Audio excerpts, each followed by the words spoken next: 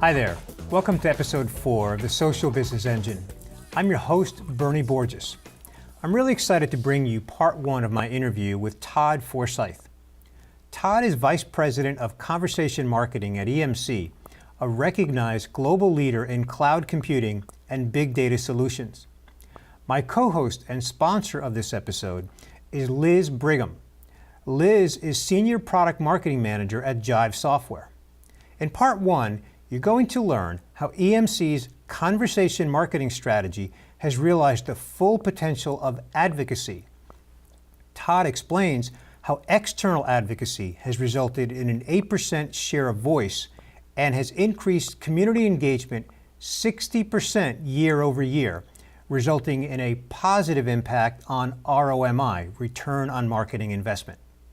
And now let's get to my interview with Todd Forsythe from EMC. Todd and Liz, welcome to the Social Business Engine show. Todd, let's begin with an introduction to EMC and specifically give us an overview of your conversation marketing initiative.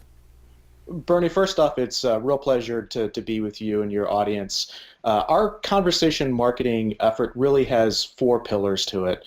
The first is paid, owned, and earned media, which is used to ignite conversation in the marketplace. Second pillar is social business. The third pillar is our community efforts, both internally and externally, followed by marketing sciences or big data analytics. Well, Todd, let's begin by looking at your external community. Can you explain that strategy and how it was set up? Yeah, so our external community started about 5 years ago. It consists of 280,000 members that come together to engage in peer-to-peer conversations for best practice sharing, product support, as well as downloads. They represent our highest value customers. On average, our ECN members spend about 250% more than non-members. And this past year, we tried to turn our focus from customer loyalty to customer advocacy. Todd, you mentioned about, the 8% share of voice for your external community, and certainly that's really impressive. And you also mentioned the 250% more kind of stat in terms of return on marketing investment. But I was wondering if you could speak to more other key business results that you've seen as a result of having this community. Yeah, sure, absolutely. So our key metric is really looking at engagement with our customers. And as we introduced and launched our advocacy program, what we're finding is engagement with our customers is up 50%, over 50% year over year. But more importantly, I think the holy grail that most marketers are really chasing is monetization of social.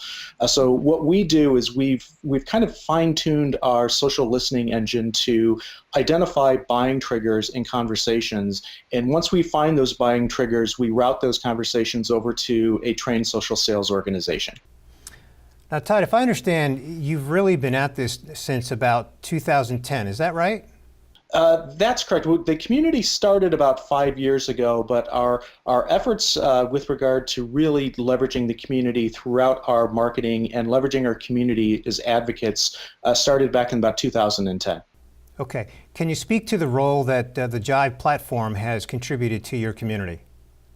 Absolutely. Jive is the platform that really powers collaboration across our community members. It's the platform that enables us to seed content, seed conversation, and engage in peer-to-peer conversations with our members, and it provides them seamless discovery of people, of community spaces, and content.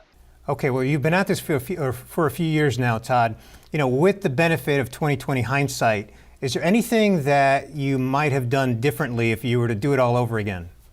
Yeah, on the advocacy front, Bernie, what I would have done differently, I would have engaged our executives earlier in process. What we found was, as we launched our advocacy program in the community, it's really taken off like wildfire at a grassroots level.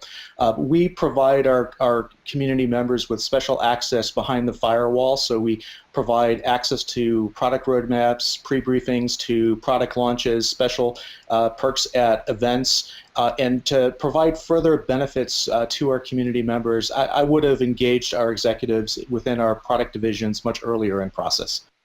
Great. And Todd, and just in terms of engaging those executives, if I'm kind of kicking this off and starting from scratch, what are some key business points or building that business case with those individuals? How would you kind of push them over the line to get this going?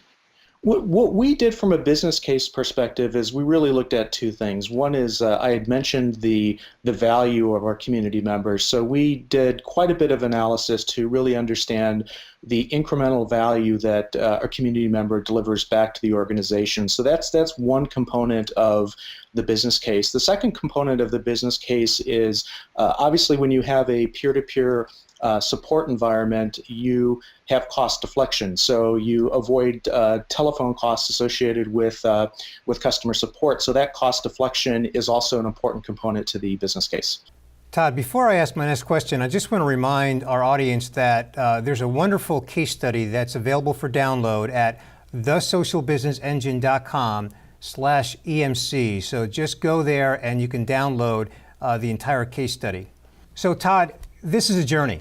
What aspect of the success that you've achieved so far, and it's really impressive, but what aspect of it so far are you most satisfied with?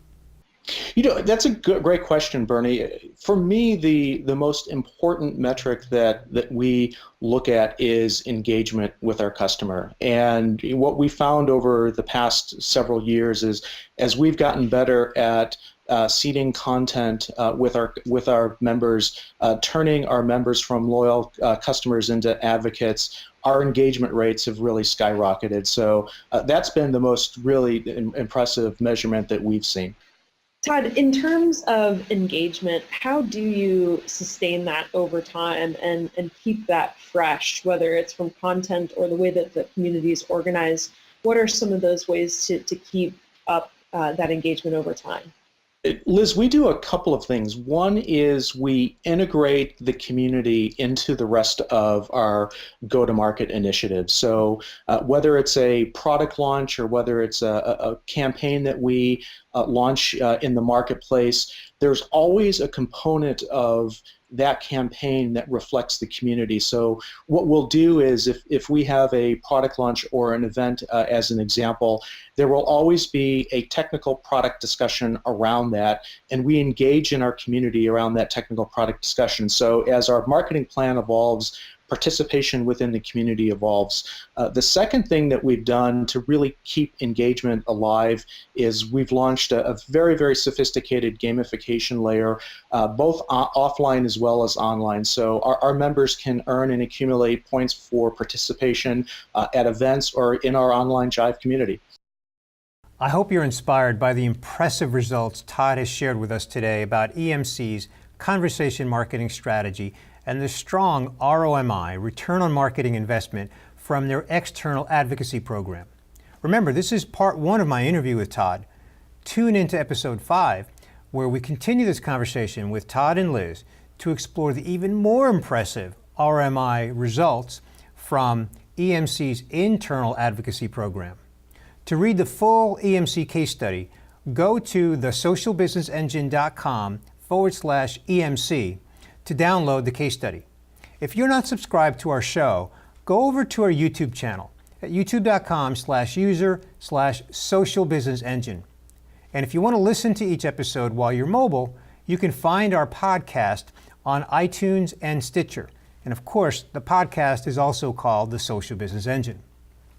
Remember to tune into episode 5 for the second part of my interview with Todd Forsythe from EMC. Until next time, this is Bernie Borges wishing you continued success on your social business journey. So long for now.